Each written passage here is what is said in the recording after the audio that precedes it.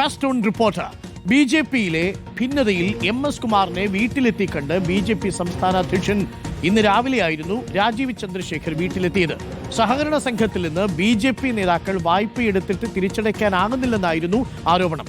പേരുകൾ പുറത്തുവിടുമെന്നും സംസ്ഥാന നേതാക്കളുടേതടക്കമുള്ള പേരുകൾ പുറത്തുവിടുമെന്ന് MS കുമാർ തുറന്നടിച്ചിരുന്ന പശ്ചാത്തലത്തിലാണ് ഇപ്പോൾ MS കുമാറിനെ അനുനയിപ്പിക്കാൻ BJP സംസ്ഥാന അധ്യക്ഷൻ രാജീവ് ചന്ദ്രശേഖർ MS കുമാറിന്റെ വീട്ടിൽ ഇന്നിപ്പോൾ രാവിലെ എത്തിയിരിക്കുന്നത്. രാജീവ് MS കുമാറിന്റെ വീട്ടിലെത്തുന്ന ദൃശ്യങ്ങളാണ് റിപ്പോർട്ടർ പുറത്തുവിടുന്നത്. അങ്ങനെ രാജീവ് ചന്ദ്രശേഖർ BJP-യിലെ മുതിർന്ന നേതാവായ MS കുമാറിന്റെ വീട്ടിലേക്ക് സഹകരണ സംഘത്തിൽ നിന്ന് വായ്പയെടുത്ത് തട്ടിപ്പ് നടത്തിയ സംസ്ഥാന നേതാക്കളുടെ പേരുകളടക്കം താൻ പുറത്തുവിടേണ്ടി വരും എന്ന നിലപാടെടുത്തിരുന്നു MS കുമാർ. അതിനുശേഷം MS കുമാറിനെ അനുനയിപ്പിക്കാൻ പലതരത്തിലുള്ള ശ്രമങ്ങൾ നടന്നു. ഇപ്പോൾ BJP സംസ്ഥാന അധ്യക്ഷൻ നേരിട്ട് MS കുമാറിന്റെ വീട്ടിലേക്ക് എത്തുന്നതിന്റെ ദൃശ്യങ്ങളാണ് പ്രേക്ഷകർ കാണുന്നത്. ഹരി, MS കുമാറിനെ അനുനയിപ്പിക്കാൻ രാജീവ് ചന്ദ്രശേഖർ വീട്ടിലേക്ക് തന്നെ വരികയാണ്. MS കുമാർ മറ്റൊരു തരത്തിലും വഴങ്ങുന്നില്ല. കാരണം പലതരത്തിലും ബുദ്ധിമുട്ടുകൾ നേരിട്ടു. മുതിർന്ന സംസ്ഥാന നേതാക്കളെ സുരേഷിനെ പോലുള്ള നേതാവ് മറ്റൊരു ബാങ്കിലേക്ക് 43 ലക്ഷം രൂപ അടയ്ക്കേണ്ടതുണ്ട്. ഇപ്പോൾ ഒരുപാട് നേതാക്കൾ ഇതേപോലെ പണം എടുത്തിട്ടുണ്ട് എന്നുള്ളതാണ് നമുക്ക് ലഭിക്കുന്ന വിവരം. ഇവരുടെയൊക്കെ പേര് ഈ തെരഞ്ഞെടുപ്പ് സമയത്ത് പറഞ്ഞാൽ അത് BJP-ക്ക് രാഷ്ട്രീയമായി ദോഷം ചെയ്യും. അതുകൊണ്ടാണ് ഇപ്പോൾ അനുനയിപ്പിക്കാൻ വരുന്നതെന്നാണ് നമ്മൾ മനസ്സിലാക്കുന്നത്. അനുനയ നീക്കത്തിന് MS കുമാർ വഴങ്ങാൻ സാധ്യതയുണ്ടോ ഹരി?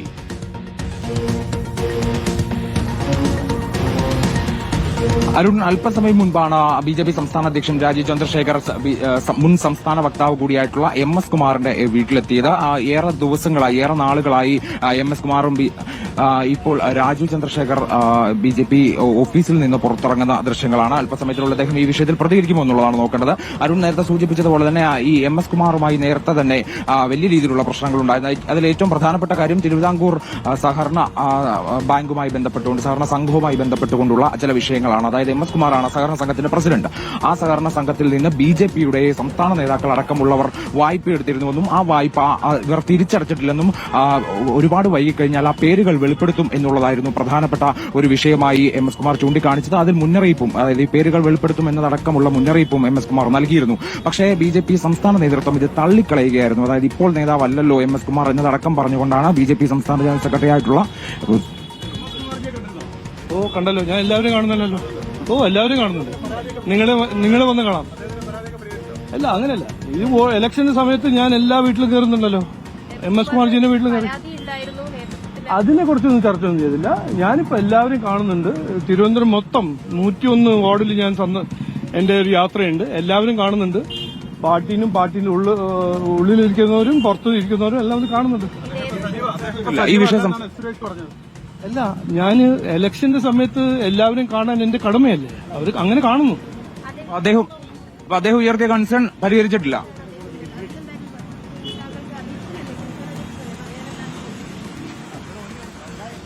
മറുപടിയില്ല. രാജീവ് ചന്ദ്രശേഖർ തദ്ദേശ തെരഞ്ഞെടുപ്പ് ആയതുകൊണ്ട്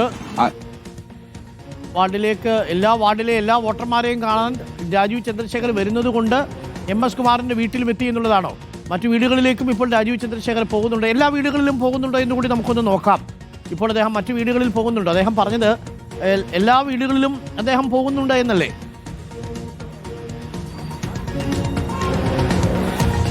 അതെ അരുൺ, തദ്ദേശ തെരഞ്ഞെടുപ്പിന്റെ ഭാഗമായിട്ട് എല്ലാ വീടുകളിലും കയറുന്നുണ്ട്, എല്ലാ ആളുകളെയും കാണുന്നുണ്ട് എന്നുള്ളതാണ് രാജീവ് ചന്ദ്രശേഖർ ഇപ്പോൾ നമ്മൾ ചോദിച്ച ചോദ്യങ്ങൾക്ക് മറുപടി ആയിക്കൊണ്ട് നൽകിയത്.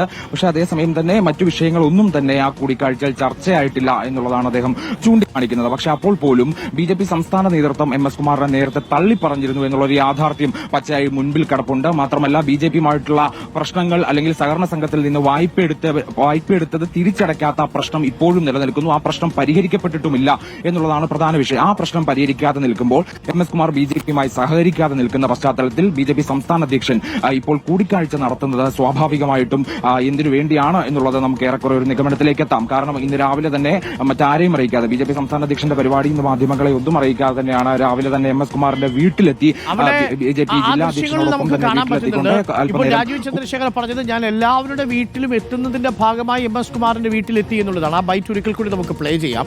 നമുക്ക് ഈ ദൃശ്യം കാണാം. രാജീവ് ചന്ദ്രശേഖർ എല്ലാവരുടെ വീട്ടിലും പോകുന്നത് ആ ദൃശ്യങ്ങളിൽ ഇല്ലല്ലോ ഹരി. MS കുമാറിന്റെ വീട്ടിലേക്ക് മാത്രമല്ലേ അവിടെ ആ പരിസരത്ത് പോകുന്നുള്ളൂ?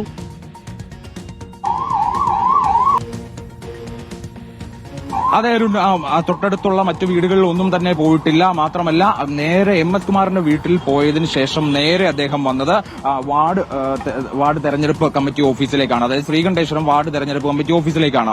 ഇതല്ലാതെ അദ്ദേഹം പോയിട്ടുള്ളത് MS കുമാറിന്റെ വീട്ടിൽ മാത്രമാണെന്നുള്ളതാണ് ഇന്നത്തെ ഒരു പ്രധാനപ്പെട്ട കാഴ്ച. അപ്പോൾ ആ വീട്ടിൽ പോയി എന്ന് അദ്ദേഹം സമ്മതിക്കുമ്പോൾ തന്നെ എല്ലാവരെയും കാണുന്നുണ്ട് എന്നുള്ള അദ്ദേഹത്തിന്റെ വാദം അവിടെ നിലനിൽക്കുന്നതല്ല. പ്രത്യേകിച്ച് ഈ ഒരു പശ്ചാത്തലത്തിൽ കൂടി ആ കൂടിക്കാഴ്ച നടക്കുന്നു എന്നുള്ളതാണ് ഏറ്റവും പ്രധാനപ്പെട്ട കാര്യം. വലിയ രീതിയിലുള്ള മുന്നറിയിപ്പ് സംസ്ഥാന നേതൃത്വത്തിന് കൊടുത്തുകൊണ്ടാണ് MS കുമാർ ഇപ്പോൾ നിൽക്കുന്നത്. അതായത് BJP നേതൃത്വവുമായി ഒരു രീതിയിലും സഹകരിക്കാതെ MS കുമാർ നിൽക്കുന്ന പശ്ചാത്തലത്തിൽ കൂടി BJP സംസ്ഥാന അധ്യക്ഷൻ ഒരു കൂടിക്കാഴ്ചയ്ക്ക് തയ്യാറാകുന്നു എന്നുള്ളത് ഈ തദ്ദേശ തെരഞ്ഞെടുപ്പ് കൂടി പരിഗണിച്ചായിരിക്കും എന്നുള്ള കാര്യം നമുക്ക് ഏറെക്കുറെ ഉറപ്പിക്കാൻ കഴിയും. കാരണം MS കുമാർ പാർട്ടിയിൽ നിന്ന് മാറി നിൽക്കുന്ന, അല്ലെങ്കിൽ പാർട്ടി നേതൃത്വവുമായി ഇടഞ്ഞു നിൽക്കുന്നത് MS കുമാർ നൽകിയിട്ടുള്ള മുന്നറിയിപ്പ് എല്ലാം തന്നെ പ്രശ്നമാണ്. കാരണം ഏതെങ്കിലും നിലയിൽ ആ സഹകരണ സംഘവുമായി ബന്ധപ്പെട്ട പേരുകൾ MS കുമാർ പുറത്തുവിടാൻ തയ്യാറായാൽ അതൊരു പക്ഷേ വലിയ രീതിയിൽ പ്രതിസന്ധിയിലേക്ക് BJP കൊണ്ടുപോകുമെന്നുള്ള കാര്യത്തിൽ സംശയമില്ല. ആദ്യം ഫേസ്ബുക്ക് പോസ്റ്റ് വഴിയും അതിന് തൊട്ടു പിന്നാലെ വാർത്താ സമ്മേളനം നടത്തിയുമാണ് MS കുമാർ ഈ വിഷയം ഉന്നയിച്ചത്. അന്ന് തിരുമല അനിലിന്റെ ആത്മഹത്യയുമായി ബന്ധപ്പെട്ട ചർച്ചകൾ നടക്കുന്ന സമയം കൂടിയാണ് എന്നുള്ളതായിരുന്നു ഏറ്റവും ശ്രദ്ധേയം. അതായത് ഈ തിരുമല അനിൽ സഹകരണ സംഘത്തിന് നേതൃത്വം നൽകിയിട്ടുള്ള ഒരു ഘട്ടത്തിൽ ആ സഹകരണ സംഘത്തിൽ നിന്ന് BJP നേതാക്കളടക്കം വായ്പ എടുത്തു എന്നുള്ള ആരോപണം നിലനിൽക്കുന്നുണ്ടായിരുന്നു. ആ സമയത്ത് തന്നെയാണ് തന്റെയും സഹകരണ സംഘത്തിൽ നിന്ന് BJP നേതാക്കൾ വായ്പ എടുത്തിട്ടുണ്ട്. അത് അവരാരും തിരിച്ചടച്ചിട്ടില്ല. അടച്ചില്ലെങ്കിൽ ആ പേരുകൾ ഇപ്പോൾ രാജീവ് ചന്ദ്രശേഖർ പറഞ്ഞത് വാസ്തവമല്ല എന്നുള്ളത് ആ ദൃശ്യങ്ങളിൽ തെളിയുന്നുണ്ട്. രാജീവ് ചന്ദ്രശേഖർ പറഞ്ഞത് എന്താ? ഞാൻ തെരഞ്ഞെടുപ്പ് സമയമായതുകൊണ്ട് 101 വാർഡിലെ എല്ലാ വീടുകളിലേക്കും വരും. അതിന്റെ ഭാഗമായിട്ടാണ് MS കുമാറിന്റെ വീട്ടിലേക്ക് പോയത്. പക്ഷേ ദൃശ്യങ്ങളിൽ പ്രേക്ഷകർക്ക് കാണാം MS കുമാറിന്റെ വീട്ടിലേക്ക് മാത്രമാണ് ഇന്ന് രാവിലെ പോയത്. ബാക്കിയുള്ള ഒരു വീട്ടിലും അവിടെ കയറുന്ന ദൃശ്യങ്ങളില്ല. നേരെ MS കുമാറിന്റെ വീട്ടിൽ പോകുന്നു. അത് കഴിഞ്ഞാൽ അവിടെ വാർഡിൽ സജ്ജീകരിച്ചിരുന്ന BJPയുടെ പ്രചരണ ഓഫീസിലേക്ക് പോകുന്നു. ഈ രണ്ട് ദൃശ്യങ്ങളേ ഉള്ളൂ. ബാക്കി ഒരിടത്തും പോയില്ല. അതിനുശേഷം കാറിൽ കയറി പോവുകയാണ് ചെയ്തത്. അപ്പോൾ പിന്നെ എന്തിനാണ് അദ്ദേഹം ഇങ്ങനെ കള്ളം പറഞ്ഞത്? റോഷിപാൽ അപ്പോൾ MS കുമാറിനെ അനുനയിപ്പിക്കാൻ പോയതാണെന്നുള്ളത് വ്യക്തം. ഏതെങ്കിലും തരത്തിൽ നേതാക്കളുടെ പേരുമായി MS കുമാർ വന്നാൽ പാർട്ടി വീണ്ടും പ്രതിസന്ധിയിലാവും. സുരേഷിനെതിരെ മറ്റൊരു ബാങ്കിലെ നോട്ടീസ് പോയ വാർത്ത നമ്മൾ തന്നെയാണ് പുറത്തുവിട്ടത്. ഇപ്പോൾ വീണ്ടും MS കുമാർ സംസ്ഥാന നേതാക്കളുടെ പേരൊക്കെ പറഞ്ഞാൽ ഇവരിൽ പല നേതാക്കളുടെയും പേരിൽ കാണും. അത് ഭയന്നുകൂടിയാണ് ഒരുപക്ഷെ അനുനയ നീക്കത്തിന് പോയതെന്ന് വേണം കരുതാൻ. അതല്ലാതെ രാജീവ് ചന്ദ്രശേഖർ പറഞ്ഞതുപോലെ ഒരു തെരഞ്ഞെടുപ്പ് പ്രചരണമല്ലല്ലോ. നമുക്ക് ആ പ്രതികരണം ഒന്നുകൂടി കാണാം. എന്തിനാ ദൃശ്യങ്ങൾ പ്രേക്ഷകർ കാണണം. കാര്യം രാജീവ് ചന്ദ്രശേഖർ പറയുന്നത് ഞാൻ എല്ലാ വീടുകളിലും സന്ദർശനം നടത്തുന്നുണ്ട് എന്നാണ്. പക്ഷേ MS കുമാറിന്റെ വീട്ടിൽ മാത്രമായി സന്ദർശനം നടത്തുന്നതാണ് ദൃശ്യങ്ങളിലുള്ളത്. നമുക്ക് ഒന്നുകൂടി പറഞ്ഞത് കേൾക്കാം, ആ ദൃശ്യങ്ങൾ കാണുകയും ചെയ്യാം. കണ്ടല്ലോ, ഞാൻ എല്ലാവരും കാണുന്നല്ലോ. എല്ലാവരും കാണുന്നുണ്ട്. നിങ്ങൾ വന്ന് കാണാം. അല്ല, അങ്ങനെയല്ല. ഈ ഇലക്ഷന്റെ സമയത്ത് ഞാൻ എല്ലാ വീട്ടിലും കയറുന്നുണ്ടല്ലോ. MS കുമാർജിന്റെ വീട്ടിൽ കയറി. അതിനെ കുറിച്ചൊന്നും ചർച്ചയൊന്നും ചെയ്തില്ല. ഞാനിപ്പോ എല്ലാവരും കാണുന്നുണ്ട്. തിരുവനന്തപുരം മൊത്തം 101 വാർഡിൽ ഞാൻ എന്റെ ഒരു യാത്രയുണ്ട്. എല്ലാവരും കാണുന്നുണ്ട്. പാർട്ടിയിലും ഉള്ളിലിരിക്കുന്നവരും പുറത്തിരിക്കുന്നവരും എല്ലാവരും കാണുന്നുണ്ട്. ഈ വിഷയം അല്ല, ഞാൻ ഇലക്ഷന്റെ സമയത്ത് എല്ലാവരും കാണാൻ എന്റെ കടമയല്ലേ. അവർ അങ്ങനെ കാണുന്നു. അദ്ദേഹം ഉയർത്തിയ കൺസേൺ പരിഹരിച്ചിട്ടില്ല. കണ്ടല്ലോ, ഞാൻ എല്ലാവരും കാണുന്നല്ലോ. എല്ലാവരും കാണുന്നുണ്ട്. പക്ഷേ എല്ലാവരെയും അവിടെ കണ്ടിട്ടില്ല. MS കുമാറിനെ കണ്ടു. വീട്ടിലേക്ക് പോയി. അതിനുശേഷം പിന്നീട് പ്രചരണത്തിനായിട്ട് അവിടെ വാർഡ് ഓഫീസിലേക്കാണ് പോയത്. ഇതാണ് റോഷി യഥാർത്ഥത്തിൽ സംഭവിച്ചത്.